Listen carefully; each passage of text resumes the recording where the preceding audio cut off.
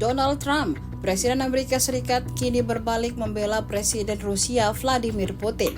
Pemimpin dunia kontroversial itu bahkan sampai memperingatkan Presiden Ukraina Volodymyr Zelensky agar tidak bicara negatif mengenai Presiden Rusia Vladimir Putin.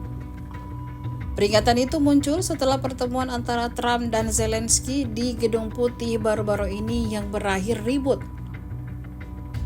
Secara terbuka, Trump menegur Zelensky menuduhnya memainkan Perang Dunia Ketiga dan menekankan bahwa Ukraina harus segera mencapai kesepakatan damai dengan Rusia.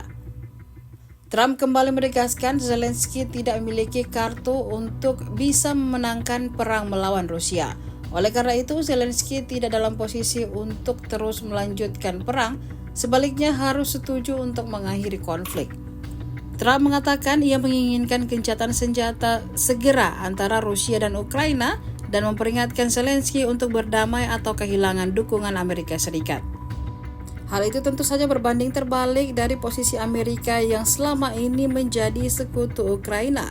Beberapa kali Amerika Serikat mengirimkan bantuan senjata untuk tentara Ukraina di medan perang. Terakhir, di masa kepemimpinan Presiden Joe Biden, Amerika Serikat sempat mengirimkan bantuan persenjataan senilai 8 triliun rupiah.